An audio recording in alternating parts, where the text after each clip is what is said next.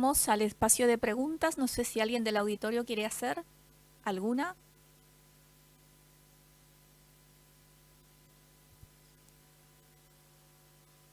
Yo quería hacerles una pregunta. Gracias por las presentaciones, buenísimas. Em, no soy médico y mucho menos trabajo en hemofilia, pero algo que creo recordar o entender es que uno de los problemas asociados a la hemofilia tiene que ver con una respuesta inmune, estas cuestiones en las articulaciones, tiene que ver con un desequilibrio inmunológico, ¿es correcto? ¿Eso o no? No, ok, No, la artropatía hemofílica o la afección artropática por hemofilia se debe a hemorragias, digamos. ok. No, entonces no tengo pregunta. Gracias. Yo quería hacerle una pregunta a la doctora Sliva. Usted habló sobre la monitorización de los inhibidores, ya sea de novo o por recidiva. ¿Cada cuánto considera que deberíamos hacer la monitorización en un paciente hospitalizado, por ejemplo? Habitualmente, digamos, lo que se aconseja es que un paciente que está internado con hemofilia y con COVID, que se haga un dosaje prácticamente diario de factor 8 para evaluar los niveles de factor 8. En la práctica, no todos los centros tienen ni tenemos para dosar todos los días factor 8. Lo que hacemos como en forma práctica es hacer un KPTT, evaluar a ver si ese KPTT está corregido y si no corrige se hace. Los bioquímicos lo saben mejor, pero lo que hacemos es se hace el índice de Rosner y se evalúa si el APTT prolonga o no, y eso nos da una idea de si el paciente está haciendo inhibidores. Si así lo está haciendo, sí hay que dosar el título de inhibidor y actuar en consecuencia con el tratamiento bypassiante. Porque sabemos que el emicizumab, si bien es un anticuerpo biespecífico monoclonal que actúa haciendo la coagulación, no sirve para tratar un evento hemorrágico. No sé si respondí tu pregunta. Perfectamente.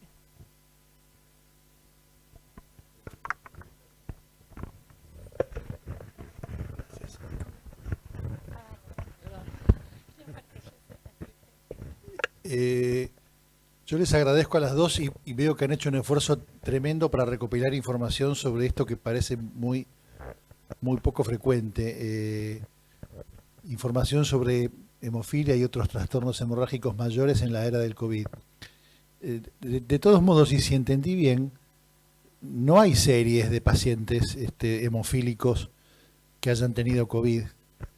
No, no, lo que tiene es que no hay reportes. A eso No, voy, sí, sí. sí, no hay reportes. Ay, perdón. No hay reportes, entonces nos tuvimos que basar. Uno se basa como médico y como bioquímico en los reportes de pacientes normales, estudios para después adaptarlos, ¿no?, a lo que puede pasar con un paciente con hemofilia. Por supuesto que sabíamos, y el gran problema que por ahí para destacar principalmente es la hemofilia A leve, ¿no?, donde por ahí ese aumento de factor había que seguirlo sobre más de cerca a un paciente con hemofilia leve que uno severo, por ejemplo, que uno puede monitorizar, ya lo tiene el historial de que es menos del 1%, ¿no? Y en esa hemofilia A leve que por ahí tienen 20, 25, 30% que no se dispare, ¿no? El 8, pero no hay registros de una cantidad, de un N grande de pacientes con hemofilia. Eso es lo que me llama la atención, Sí. porque habiendo, sobre todo en países europeos donde está muy centralizado el manejo de las Mm. coagulopatías hemorrágicas, que no hayan juntado un número importante de sus hemofílicos que seguramente se deben haber infectado, porque salvo que los hayan hecho vivir adentro de un frasco, deben tener la misma incidencia de COVID que el resto de la población. Y que no haya publicaciones de cómo les fue, porque lo que deduzco, si no hay grandes series publicadas, todas estas recomendaciones, y a mí la que más me golpeó es dale heparina y dale concentrado. Yo le hubiera dado un poco menos de concentrado y no le hubiera dado heparina. Por ejemplo, si lo razono, Pero ¿en qué te va? Si me decís que no hay ninguna serie publicada, le preguntaría al señor que hace la recomendación o a la sociedad que hace la recomendación. ¿En qué te basás para decir darle heparina de bajo peso molecular, medile el anti-10, porque evidentemente quiere estar seguro de que está en un rango adecuado, y dale concentrado por goteo continuo? Es como muy bizarro eso. Y encima no tiene ninguna evidencia de que lo hayan hecho en 1, 2 o 20 y les haya ido bien o por el contrario les haya ido mal. Entonces, ¿en qué se basan esas recomendaciones?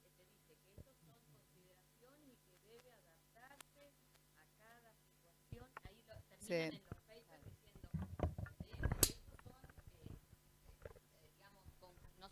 conclusiones fijas, digamos, ni tampoco son Fueron guías. consideraciones que tiene que ir adaptando. Hablen en el Recomenda- micrófono porque creo que si no... Son recomendaciones, pero aclara que el médico tratante tiene que ir personalizando los tratamientos porque no hay un N estudiado que puedan sacar conclusiones. Eso es lo que decían. En realidad, los primeros trabajos, yo no sé si ahí, los primeros trabajos, los que yo presenté, fueron recomendaciones.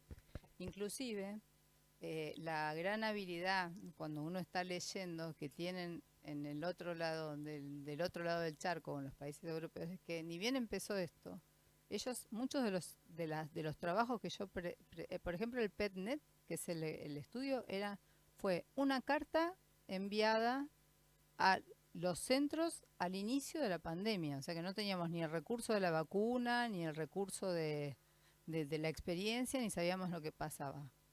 Particularmente creo que se basan en recomendaciones, en guías de recomendaciones. Los pacientes son pacientes que de por sí tienen una ansiedad mayor que los otros por ser crónicos, porque uno les está encima. Digamos, no es algo científico, pero es algo que pasó, que se guardaron más que lo que se guardaba la población habitual. Eso fue lo que yo vi en los pacientes tratados con nosotros. Pero, por ejemplo, y después la otra cosa es, las guías esas de recomendaciones son guías de recomendaciones. La infusión continua se recomienda porque se consume menos factor 8, digamos, porque a la larga uno mantiene un nivel más estable de factor y usa menos cantidad de concentrados. Esa es una recomendación general que no tiene que ver con el coronavirus, es habitual. Y lo demás, la recomendación era, por ejemplo, los pacientes que usaban concentrado de factor 9 de larga vida media pueden usarlo en push. Los de larga vida media o los de vida media extendida tienen 4 o 5 años de uso, o sea que las recomendaciones también tienen poco asiento, digamos, científico, si es lo que vos preguntás. Sí.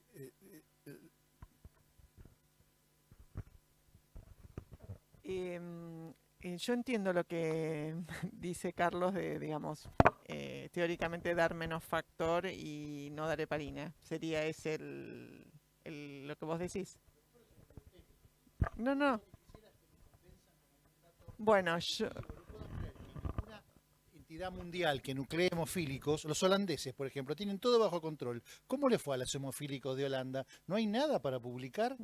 ¿Ningún hemofílico de Holanda tuvo que hacer ECMO? ¿Cómo manejaron los hemofílicos en ECMO? No la cosa teórica. Y yo le haría 8 en goteo continuo y le mediría el KPTT todos los días. No, decime en la práctica cómo te fue. No, me resulta increíble que no haya nada publicado. Que cuando los pacientes con hemofilia tengan necesidad de que le hagan ECMO, dosarle el factor von Willebrand que pueda alterar a la terapia sustitutiva. Es lo único que decía, por lo menos en uno de los papers. No sé vos, Gabriela, si leíste algo, pero solamente que cuando tengan ECMO, dosarle porque pueda afectar, por supuesto. Acá en Argentina, ¿cuántos hemofílicos tenemos? 3.000 más o menos serán. Sí. La mayoría están nucleados en la Fundación de la Hemofilia, supongo, ¿sí? Y ustedes ven los que están al alcance de la mano de Mar del Plata, Pablo ve los que están al alcance de la mano de Neuquén, así cada centro importante. Sí. Bueno, alguno tiene que haber tenido COVID. Sí. Alguno tiene Sí. que haber terminado respirado y en Pero ECMO. ¿Cómo los no, manejaron? no,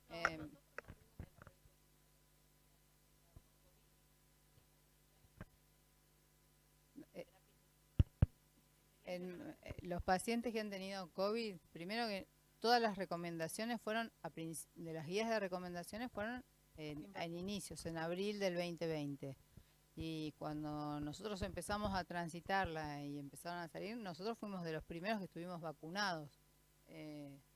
Entonces los pacientes cuando tenían COVID decían, no, porque ahora está, ni siquiera se reportaban como tengo COVID. No puede ir a buscarlo porque tiene COVID. No han tenido de los que yo... No, ni siquiera internados. Pacientes con hemofilia internados, no. Tuvieron COVID, pero ya o estaban vacunados y pasaron el COVID y la pasaron bien. Nosotros sí tuvimos en la provincia de Salta una paciente con von Willebrand tipo 2B que cursa con 60.000 plaquetas, sí post vacuna, bajó a 5.000 plaquetas y necesito no solamente el factor von Willebrand, sí, con factor 8, sino también transfusión con plaquetas, pero fue post vacuna. No hemos tenido internaciones de pacientes con hemofilia y COVID.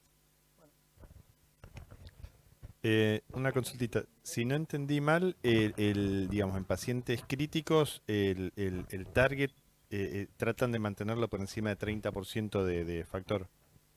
En terapia intensiva, no, un poco más, porque van a ser intervenciones tanto venosas, arteriales, que sí, que van a necesitar entre 80 a 100% el Bien. factor en terapia intensiva. Sí, pacientes Sí, críticos. y para gases, que sabemos que es una práctica muy invasiva, tiene que tener más del 50% de factor para que el paciente no corra riesgo de hematomas y de sangrados que puedan llevar a un síndrome compartimental o otra complejidad, ¿no?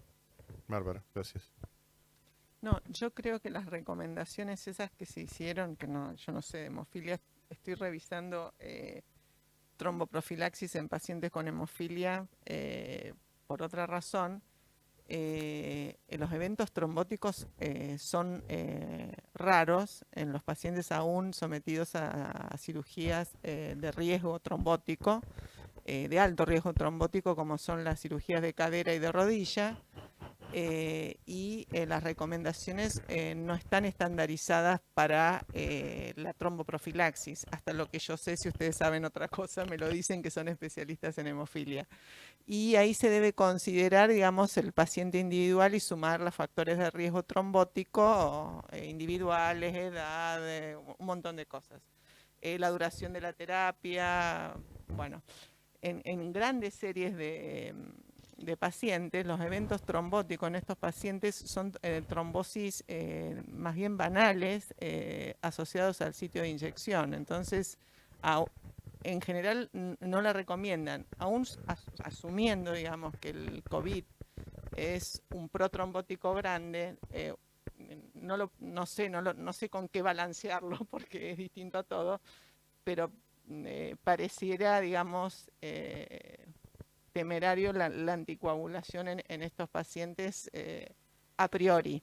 Lo que sí por ahí, sí lo que dicen las chicas, de no superar los niveles de factor 8 para que no estén supraterapéuticos y evitar. Es un comentario nada más, no creo que...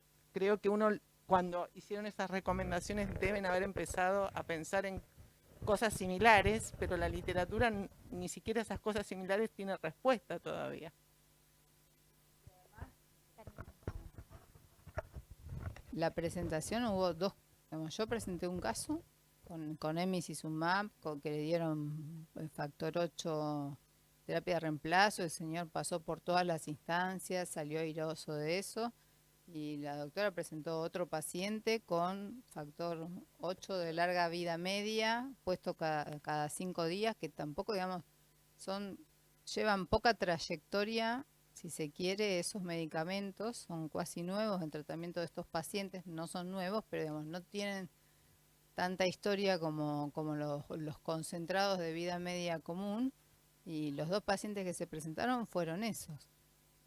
Inclusive en los españoles, en los de Madrid, cuando hicieron la consulta, sobre todo el padrón de pacientes que tienen y todo lo demás, a los pacientes que recibían, describen dentro de ellos dos pacientes, uno con emicizumab, que tuvo coronavirus, y otro que estaba con concizumab. Y al que tenía emicizumab, por las dudas, ni siquiera hospitalizado, le dieron heparina de bajo peso molecular porque está descrito que la asociación del emicizumab con altas dosis, por ejemplo, o con dosis repetidas de APCC, se vio que, digamos, que produjo trombosis. Entonces, digamos que eso fue todo casi artesanal, el manejo de los pacientes. Igual, en una de las partes decías que realmente cuando pasa un estado de gravedad, recién poner heparina, no era para un paciente leve, no, ni moderado, digamos, un paciente que realmente, y también con con obesidad, con hipertensión, con diabetes tipo 2, más hemofilia, digamos, como que. Les pregunto a ver si me puedo ordenar. Estoy en la guardia del sanatorio y recibo un paciente con una coagulopatía hemorrágica congénita leve, que por lo tanto no está recibiendo ninguna forma de profilaxis. Entra porque tiene COVID. Ese paciente con una coagulopatía hemorrágica leve no recibe ninguna profilaxis, no la necesita, se pesca COVID. Por el hecho de tener COVID, ¿merece empezar alguna forma de profilaxis sustitutiva? Primera pregunta. Profilaxis Me- con factor. Con factor, exactamente. No, ok.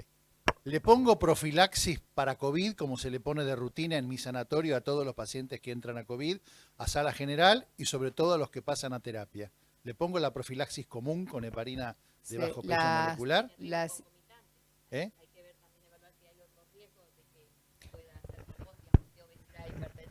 según las Nada, indicaciones. simplemente por COVID. En Basterrica no le preguntan si es gordo, diabético, si tiene trombofilia. ¿Tenés COVID? Tenés que recibir heparina. Chau. Bueno, ahí No, ya con eso te alcanza. Uno habla, yo leo de lo que leí, en realidad, porque ninguno de los pacientes se ha internado, pero si se interna, lo que está descrito como, digamos, como guía, que se le pone la dosis de 0,5 miligramos kilo peso. en Está vez de una usando de dosis plena, heparina. de heparina de bajo peso molecular. Sí. Y también la indicación de heparina de bajo peso molecular era porque se accedía menos al paciente para evitar el contagio. O sea que Claro, todas esas indicaciones eran como cuando nosotros ni queríamos entrar a la Sí, sala son del las indicaciones paciente, viejas de cuando cuando recién no empezó. sabíamos Sí. ni por dónde se contagiaba el coronavirus. Digamos. Bien. Cuando uno lee eso, se acuerda de cuando uno llegaba a la casa, se desnudaba casi adentro, en la puerta de la casa y salía a bañarse y no sabía ni si lo estaba transmitiendo porque veía. Creo que, digamos, cuando uno empieza a repasar y lee todas esas El gran problema es que no hay recomendaciones, protocolos para esto. Por eso les digo No hay la opinión protocolos. personal de ustedes. Sigo con el ejemplo. En la puerta de al lado de la Claro. Basterrica entra Bueno. otro coagulopático, un hemofílico severo. Ese está con profilaxis, Sí. con emicizumab, con Sí. factor, con lo que se les ocurra. Factor 8, factor 9, según la hemofilia que tenga. Se pesca el COVID. Ese Debe seguir paciente con que su viene con tratamiento. profilaxis, por el hecho de tener COVID, no debe interrumpir la profilaxis. Debe no, de seguir ninguna con manera. la profilaxis. Claro. Bien. Desde el momento que está con profilaxis, su coagulopatía, entre comillas, desapareció. Por lo tanto, ese enfermo sí o sí tendría que recibir profilaxis antitrombótica por el COVID. Ahí no dudarían ustedes en mantener la No. profilaxis para la hemofilia y empezar heparina para la profilaxis de la trombosis por el COVID. ¿Es correcto eso? Dice que se está descrito que solamente terapia antitrombótica en los casos que se considere que ya esté en un estadio moderado o grave el paciente. No en un estadio leve que puede seguir, y por eso A ver. esa clasificación de en la intensidad de la enfermedad del COVID, ¿no? Si es una intensidad intermedia a grave, el paciente dice que hay que anticoagularlo y tiene que seguir con su tratamiento de profilaxis. Sí, Si va a entrar a terapia intensiva, es- el factor 8 o 9 hay que aumentarlo, por supuesto. En principio, la clasificación que yo manejo es intermedio grave es el que se quede en el hospital. Bien. El leve es el que lo mandás a la casa y por lo tanto ese vuelve a la casa con la Nada. profilaxis Sí, que tenía. Ese sí. nada. El otro Bien. sí, dice, está descrito que se Pero el que considera está que... lo suficientemente grave como Sí. para quedarse, es decir, moderado o severo, Sí. se queda, ese tiene que recibir Sí, heparina. ese tiene que recibir heparina. Y si, Y ahí- y si van a hacer, va a tener, digamos, va a ir a terapia, donde va a Sí. haber procedimientos invasivos, ¿sí? Sí. Sí o sí hay que subirle el factor 8 o 9 al paciente, al 80 o 100%, Bien. para que no haga... Digamos, Si está con emicizumab como forma de profilaxis, ¿debe rotar a factor no, a ver. o puede seguir con el emicizumab? El paciente que está con emicizumab puede ser porque tenga un inhibidor y está en tratamiento con emicizumab. Entonces, cuando va a hacer, ya sabemos que un paciente en tratamiento con emicizumab, si tiene un episodio de sangrado o algún episodio por el cual el paciente va a ser invadido, el emicizumab no sirve para tratamiento. O sea que un paciente con emicizumab que va a ser invadido requiere de terapia sustitutiva.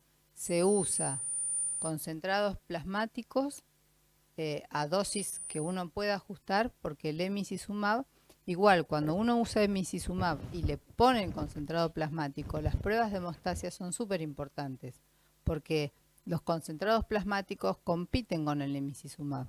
Quiere decir que el emicizumab empieza a dejar de tener efecto y empieza a tener efecto como hemostático. El factor plasmático o el factor 8 que uno le esté pasando. Estamos como envenenando. ¿Qué haces en ese caso? ¿El emicizumab se lo sacás o le das las dos cosas? El emicizumab, el caso que yo describí, el paciente siguió con emicizumab y a su vez le agregaron concentrado de factor 8. Y lo que uno sabe de lo que está escrito es que es como que el emicizumab deja de tener efecto y el que actúa es el factor 8, es decir, que compiten entre sí. Saquemos el coronavirus, un paciente que está con emicizumab, Sí. que tiene un evento de sangrado, no se trata con emicizumab, se trata con 8 si era un paciente que no tenía inhibidor, o con factor 7 recombinante si tenía inhibidor. Está desaconsejado el uso de APCC porque en los primeros pacientes en los que se trató con emicizumab y APCC hicieron trombosis y hubo en uno de los casos un niño, esto es fuera del COVID, falleció un niño por esto.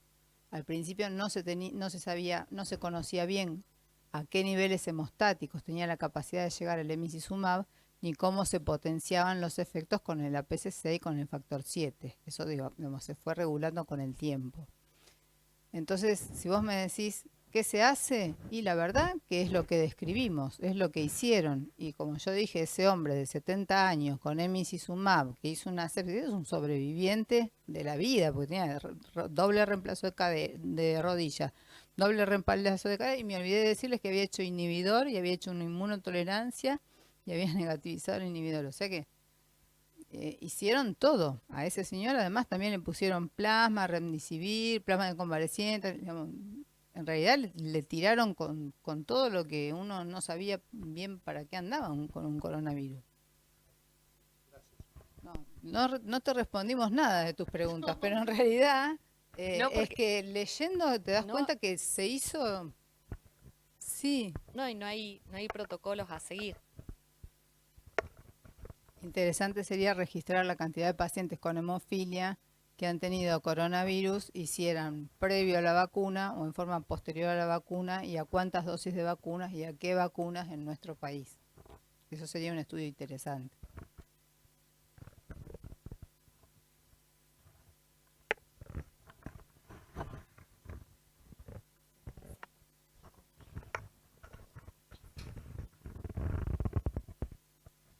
Bueno, si no hay ninguna otra pregunta, creo que vamos a dar por terminada la jornada. Creo que fue bastante productiva, muchas preguntas sin respuestas, pero bueno, calculo que a medida que sigamos atravesando, quizá vayamos respondiéndolas. Y bueno, agradecida. Saludos a todos. Gracias a todos.